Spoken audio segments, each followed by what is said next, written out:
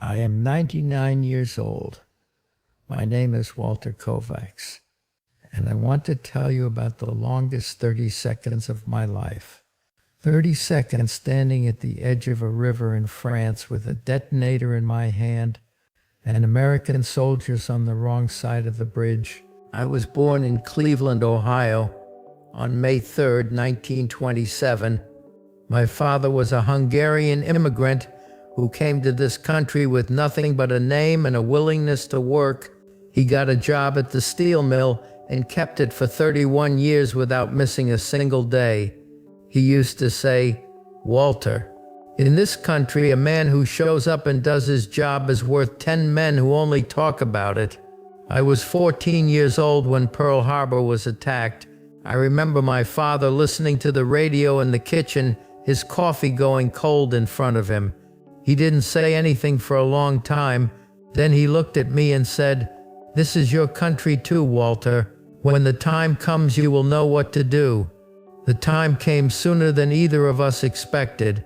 I enlisted in the U.S. Army on May 4th, 1944, one day after my 17th birthday. I told them I was 18. The recruiter looked at my face for a long moment. Then he stamped the paper. They assigned me to the 291st Engineer Combat Battalion. We were responsible for building bridges, clearing mines, demolishing obstacles, and when necessary, destroying infrastructure to slow the enemy advance. I shipped out to England in the summer of 1944. By September, I was in France. Combat engineering is not glamorous work. While the infantry gets the headlines, the engineers are in the mud before them and behind them. We build the bridges the tanks cross. We clear the roads the infantry marches down. And when the order comes to destroy what we have built, we do that too. My sergeant's name was Earl Duchamp, from Louisiana, 34 years old, which seemed ancient to me at 17. He had been in the Army since 1938. Earl taught me everything I needed to know about demolitions. "Kovacs," he said on my first day, "explosives don't care about rank or feelings or good intentions. You treat them with respect, you follow the procedure, and you never ever hesitate when the order comes." "Yes, Sergeant," I said. I meant it at the time. In those first weeks in France, I learned that combat engineering was about more than technical skill. It was about making decisions under pressure, with incomplete information, in the dark and the rain, while things were exploding nearby. It was about doing your job when every instinct you had was telling you to run in the other direction. Earl was very good at all of that. I was learning. November 1944. A small river crossing in the Alsace region of eastern France. The river was perhaps 30 yards wide, swollen with autumn rain to a depth of 5 or 6 feet. Fast-moving, cold. Our engineers had thrown a temporary Bailey bridge across it 2 days earlier to support an infantry advance. A good bridge. It had taken us 14 hours to build it. Intelligence now reported a German counterattack forming to the east. Armor, significant armor. If they crossed that bridge, they would cut directly into the flank of our infantry positions. The order came down at 6:14 in the morning. Blow the bridge. Earl found me at the back of our truck and handed me the detonator. "Kovacs, you're on demolitions today. Charges are set. Bridge is prepped. When I give you the signal, you blow it." I took the detonator. "Yes, Sergeant," I said. The infantry had been crossing the bridge since before dawn, moving east toward the German positions. By 6:30, most of them had crossed, but not all of them. I was positioned at the western bank, detonator in hand, watching the bridge. Earl was 50 yards to my left, in radio contact with battalion command. At 6:38, I heard the tanks, German armor, coming from the east. Closer than intelligence had said. The sound of tank engines carries a long way in cold morning air. Earl's voice on the radio. The battalion commander's voice. Urgent. Blow it now. Blow it now. I looked at the bridge. 7 American soldiers were still on it. I could see them, running. They had heard the tanks too. They were maybe halfway across, 15 yards from the western bank. At a dead run, 15 yards takes about 4 seconds. The tanks were closer than 4 seconds away. I stood at the edge of the river with the detonator in my hand, and I did not move. Earl's voice again. Louder. Kovacs. Blow it, now. I watched the 7 men running. In training, they had been very clear about moments like this. The bridge is the objective. Individual soldiers cannot be weighed against the strategic value of denying the enemy a crossing point. That is the cold mathematics of war. I knew the mathematics. I watched the men running anyway.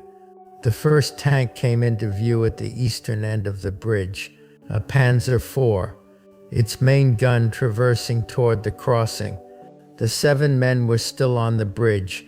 I counted 1, 2, 3. The first man reached the western bank, then the second, the third. The tank's gun locked onto the bridge. 4, 5. The last man threw himself off the bridge onto the bank and rolled into the mud. I pressed the detonator. The explosion was enormous. The Bailey Bridge lifted off its supports, twisted in the air, and came down in pieces into the river. The concussion knocked me off my feet. I landed hard on the bank, ears ringing, mud in my face. When I looked up, the bridge was gone. The Panzer IV had stopped at the eastern bank, its gun pointing at where the bridge had been. Then it turned slowly and disappeared back into the tree line. Behind me, I could hear the 7 soldiers. One was laughing, the kind of laugh that has nothing to do with anything being funny. Earl appeared beside me and pulled me to my feet. He looked at me for a long moment. He didn't say anything. Then he took the detonator out of my hand and walked away. That evening, one of the 7 men found me, a corporal from Arkansas named Billy Tate, young, maybe 19, with mud still on his face. He sat down next to me without being invited. You waited, he said. I didn't say anything. You could have blown it earlier, he said. The order came before we were off. I know, I said. He was quiet for a moment. Why did you wait? He asked. I thought about that for a while. Because I could see you, I said finally. And mathematics is easier when you can't see the numbers. He nodded slowly. Then he stood up and held out his hand. I shook it. He walked away and I never saw him again. Earl pulled me aside the following morning. I expected discipline. I had delayed compliance with a direct order. In the U.S. Army, that has consequences. Earl looked at me for a long time before speaking. The battalion commander wants to know why there was a delay in detonation, he said. I told him I would speak to the commander directly. Earl shook his head. I already told him there was a technical issue with the detonator circuit. Took a few seconds to resolve. Sergeant, I said, that's not what happened. No, he said, it's not, but it's what's in the report. He looked at me steadily. Those 7 men are alive, Kovacs. The bridge is down. The Germans didn't cross. Everything that needed to happen happened. He put his hand on my shoulder briefly. Don't ever tell me you hesitated, he said. As far as I'm concerned, you never did. I came home to Cleveland in the summer of 1945. I was 18 years old. My father met me at the door. He looked at my face the way fathers look at sons who have come back from somewhere they sent them. He shook my hand, then he pulled me in and held on for a moment longer than I expected. He never asked me what happened over there. I married a woman named Helen in 1951. We had 43 years together, 4 children, 11 grandchildren. I worked in construction for 30 years after the war, bridges mostly. I don't think that was a coincidence. Every bridge I ever built, I thought about the one I blew up in France, about the 14 hours it took to build it, about the 30 seconds it took to destroy it, about the 7 men who made it across. There is something about building a bridge that feels like an act of faith. You are saying that the 2 sides ought to be connected, that people ought to be able to reach each other. I believed that when I was 17 years old in France, and I believe it now at 99. Some things you learn in war that have nothing to do with war.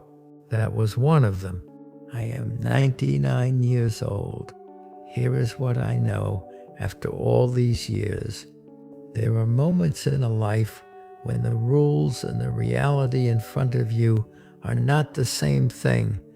When what you are told to do and what you can see with your own eyes point in different directions. In those moments, you have to make a choice, and you will live with that choice for the rest of your life. I waited 30 seconds. The bridge came down. The Germans didn't cross. The math worked out. But I have thought about those 30 seconds more than almost anything else in my life. Not with regret, with the knowledge that I was lucky. That 4 seconds was enough. It isn't always enough. And the men who made the same choice I made and had it go the other way, those men carried something heavier than I ever had to carry. I think about them too. If there is someone in your life who has ever stood at the edge of something with everything on the line and made the best decision they could with the time they had, tell them you understand. Even if you don't fully, tell them it matters that they tried, because it does. It always does.